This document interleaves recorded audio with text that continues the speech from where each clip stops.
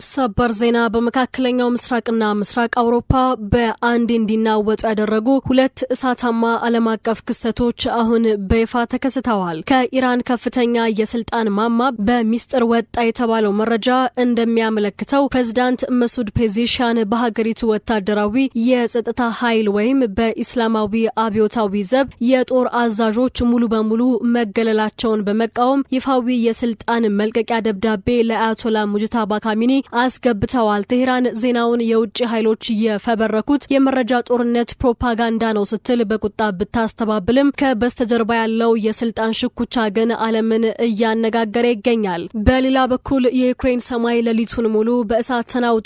ሩሲያ በአንድ ሌሊት ብቻ 73 ሚሳኤሎችንና 656 ድሮኖችን በመተኮስ በዩክሬን ከተሞች ላይ ከቅርብ ጊዜ ወዲህ ታይቶ የማይታወቅ እጅግ አውዳሚ ጥቃት ሰንዝራለች። በጥቃቱ የሃይፐርሶኒክ ሚሳኤሎች ጥቅም ላይ የዋሉ ሲሆን በርካታ ንጹሃን ተገድለዋል፣ ህንጻዎችም ፈርሰዋል። ይህንን ተከትሎ ፕሬዝዳንት ቮሎዲሚር ዜሌንስኪ ለአሜሪካው ፕሬዝዳንት ዶናልድ ትራምፕ በአስቸኳይ የፓትሪዮት ሚሳኤል መከላከያ ዘዴዎችን ላኩልኝ ሲሉ በከፍተኛ ተስፋ መቁረጥ ውስጥ ሆነው አዲስ ልመና አቅርበዋል። የኢራንን የውስጥ ሚስጥራዊ ስልጣን ፍጥጫና የዩክሬንን ሰማይ ያናወጠውን አሰቃቂ የሚሳኤል ናዳ በጥልቀት እንተነትናለን። እስከ ፍጻሜው አብራችሁን ቆዩ።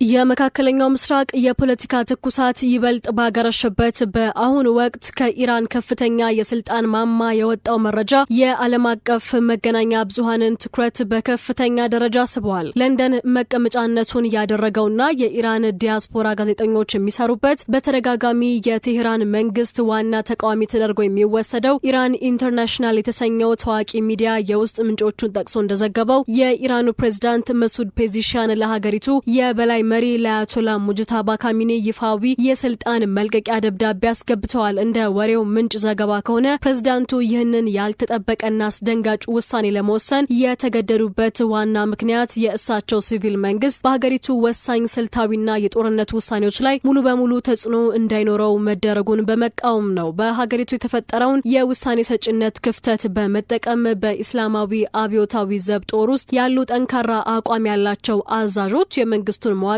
ሙሉ በሙሉ በቁጥጥራቸው ስር ማድረጋቸውን ፕሬዝዳንቱ በጽኑ ተቃውመዋል። ፕሬዝዳንት መሱድ ፔዜሽያን በዚህ በሚስጥር ተልኳል በተባለው ደብዳቤያቸው ላይ እንዳሰፈሩት አሁን ባለው አስገዳጅ ሁኔታና ወታደራዊ ጫና ውስጥ ሆነው መንግስትን ለመምራትም ሆነ በህገ መንግስቱ የተጣለባቸውን ጥልቅ ህጋዊ ኃላፊነት ለመወጣት ፈጽሞ የማይችሉበት ደረጃ ላይ ደርሰዋል። በዚህ ምክንያት ሳይወዱ በግድ ከኃላፊነታቸው በአስቸኳይ ለመልቀቅ መጠየቃቸው ተነግሯል።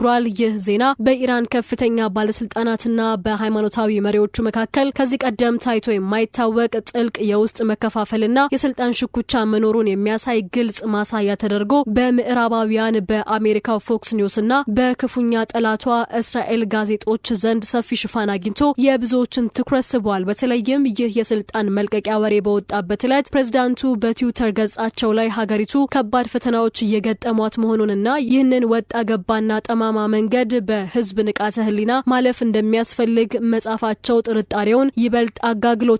በጥልቀት ሲታይም ይህ ውዝግብ ለወራት በፕሬዝዳንቱ አስተዳደርና በወታደራዊ የጸጥታ ተቋማት መካከል የነበረው ሽኩቻ ውጤት ሲሆን የፕሬዝዳንቱ የዲፕሎማሲ ንግግሮችና የካቢኔ መዋቅር ለውጦች በዚሁ የጦር ኃይል ተጽዕኖ ምክንያት ሙሉ በሙሉ በነበረበት እንዲቀዘቅዝ ማድረጉ ተገልጿል። ይሁን እንጂ የቴህራን መንግስት ይህንን ዓለም አቀፍ የስልጣን መልቀቂያ ወሬ በጥብቅና በአስቸኳይ አስተባብለዋል። የኢራን ባለስልጣናት የፕሬዝዳንቱ የኮሙኒኬሽን ምክትል ኃላፊና የመንግስት ሴት ቃል አቀባይዋ ዘገባውን የወሬ ወሬና የውጭ ኃይሎች የሚደግፉ ሚዲያዎች በሀገሪቱ ውስጥ አለመረጋጋትን፣ መከፋፈልንና አለመተማመንን ለመፍጠር የሚጠቀሙበት የተለመደ የፕሮፓጋንዳ ስልት ነው ሲሉ አጣጥለውታል። መንግስት ይህንን ዜና ተቃዋሚዎች ከእውነት የራቀ የምኞት አስተሳሰባቸውን እንደ እውነት አድርገው ያቀረቡበት የመረጃ ጦርነት አካል ነው ሲሉ ከሰዋል። ፕሬዝዳንቱ ራሳቸው ከትላንቱ የሚኒስትሮች ሚኒስትሮች ምክር ቤት ስብሰባ ላይ እስትንፋሴ እስካለ ድረስ ስራዬን እቀጥላለሁ ማለታቸውን የመንግስት ሚዲያዎች እየዘገቡ ሲሆን ከጃፓን ጠቅላይ ሚኒስትር ጋርም ሰኞ ዕለት በስልክ ተወያይተው መደበኛ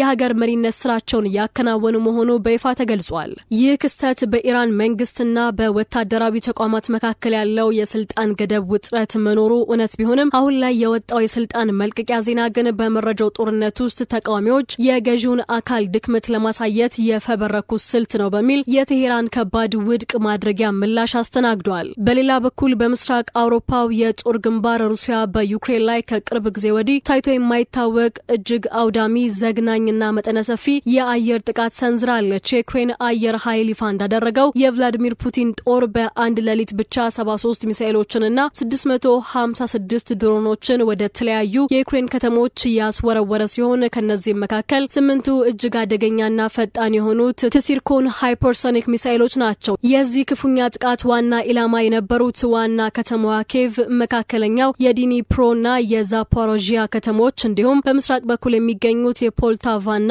የካርኪቭ ከተሞች ናቸው። በጥቃቱ ሳቢያ እስካሁን ባለው መረጃ መሰረት ቢያንስ 14 ንጹሃን ዜጎች ሲገደሉ በደርዘን የሚቆጠሩ ክፉኛ ቆስለዋል። በርካታ መኖሪያ ቤቶችን በእሳት ጋይተዋል። ነዋሪዎች በፈረሱ የመኖሪያ ህንጻዎች ፍርስራሽ ስር ተቀብረው ይገኛሉ። በዋና ከተማዋ ኬቭ ነዋሪዎች ሌሊቱን በከርሰ ምድር ባቡር ጣቢያዎች፣ በኮሪደሮችና በመጠለያዎች ውስጥ በፍርሃት ያሳለፉ ሲሆን በጥቃቱ ሳቢያ የተነሳ ጥቁር ጭስ ሰማዩን አልብሶታል። በከተማዋ የ24 ፎቅና የ9 ፎቅ መኖሪያ ህንጻዎች መደርመስ፣ የመኪኖች መቃጠልና የኤሌክትሪክ መስመሮች መቆራረጥ ከ140 ሺህ በላይ ነዋሪዎችን በአንዴ በጨለማ ውስጥ ጥሏቸዋል። ይህንን ተከትሎ የዩክሬኑ ፕሬዝዳንት ቮሎዲሚር ዜሌንስኪ ለአሜሪካው ፕሬዝዳንት ዶናልድ ትራምፕ አስቸኳይ ግልጽና ቀጥተኛ የትብብር ጥሪን አቅርበዋል። ዜሌንስኪ በማህበራዊ ገጻቸው ላይ እንደገለጹት ሩሲያ የዩክሬንን መከላከያ ሰብራ የምታጠቃበትና በጦር ሜዳ ያላት የመጨረሻው ትልቅ ብልጫ እነዚህ የባሊስቲክ ሚሳኤሎች በመሆናቸው ሀገሪቱ ዜጎችን ከጥፋት እንድትከላከል የአሜሪካው ፓትሪዮት ሚሳኤል መከላከያ ዘዴ በአስቸኳይ ያስፈልጋታል። ዩክሬን ከዚህ ቀደም በአሜሪካ የተሰጧት የፓትሪዮት ሚሳኤሎች ያለቁባት መሆኑን በመግለጽ ባለፈው ሳምንት ለዋይት ሀውስና ለኮንግረሱ ልዩ ደብዳቤ ብትጽፍም የዶናልድ ትራምፕ አስተዳደር ግን እስካሁን ለኬቭ ተደጋጋሚ ልመና ጆሮ ዳባ ልበስ ማለትን መርጧል። ለዚህም ዋነኛው ምክንያት አሜሪካ በእጇ ያሉትን ውድና ቁጥራቸው ውስን የሆኑትን የፓትሪዮት ሚሳኤሎች በየካቲት ወር በነበረው የአሜሪካ እስራኤልና የኢራን ጦርነት ወቅት ሙሉ በሙሉ ተጠቅማ ጨርሰዋለች ተብሎ መገመቱ ነው። ይሁን እንጂ የዩክሬን የውጭ ጉዳይ ሚኒስቴር አንድሪዮ ሲቢሃ በበኩላቸው ይህ የሩሲያ መጠነ ሰፊ ጥቃት የሚያሳየው ቭላዲሚር ፑቲን በጦር ሜዳ እየተሸነፈ በመሆኑ የሽብር ካርድ ከመጠቀም ውጪ ሌላ አማራጭ ያጣ የጦር ወንጀለኛ መሆኑን ነው ብለዋል። ዩክሬን በቅርቡ በረጅም ርቀት ድሮኖች አማካኝነት የሩሲያን የነዳጅ ማጣሪያዎች፣ ወደቦችና ክሪሚያን ከደቡብ ዩክሬን ጋር የሚያገናኘውን ወሳኝ የመሬት ኮሪደር ስኬታማ በሆነ መልኩ ማጥቃቷ ይታወሳል። ዜሌንስኪ ግን ይህ የሩሲያ አሰቃቂ ጥቃት በአውሮፓ ላይ ተጨማሪ አደጋ ሳይደቅን እንዲቆምና ጦርነቱ እንዲያበቃ አሜሪካ ጥያቄዋን ወደ ጎን መተው አቁማ የፓትሪዮት ሚሳኤሎችን በአስቸኳይ እንድትልክ በከፍተኛ ተስፋ መቁረጥና ስጋት ውስጥ ሆነው የዓለም አቀፉን ማህበረሰብና ዋይት ሀውስን በጥብቅ እየተማጸኑ ይገኛሉ። ክቡራትና ክቡራን፣ በአንድ በኩል በኢራን ሲቪል መንግስትና በወታደራዊ ተቋማት መካከል ያለው የስልጣን ገደብ ውጥረት መኖሩ እውነት ቢሆንም የፕሬዝዳንቱ መልቀቂያ ወሬ ግን በመረጃው ጦርነት ውስጥ የቴሄራንን መዋቅር ለመነቅነቅ እየተወረወረ ካርድ ይመስላል። በሌላ በኩል ደግሞ ሩሲያ የሽብር ጥቃቷን ስታጠናክር ዩክሬን ከአሜሪካ የምትፈልገውን የፓትሪዮት ሚሳኤል ድጋፍ በትራምፕ አስተዳደር በኩል አለማግኘቷ የኬቭን ዕጣ ፈንታ ይበልጥ አሳሳቢ አድርጎታል። መሰል ሰበር ወቅታዊና አዳዲስ ትንታኔዎች እንዲደርሷችሁ ቻናላችንን ሰብስክራይብ በማድረግና የደውል ምልክቷን በመጫን ቤተሰብ ይሁኑን። በቀጣዩ አዲስ ሰበር መረጃ እና ጥልቅ ትንታኔ እስከምንገናኝ ድረስ ሰላም ቆዩን።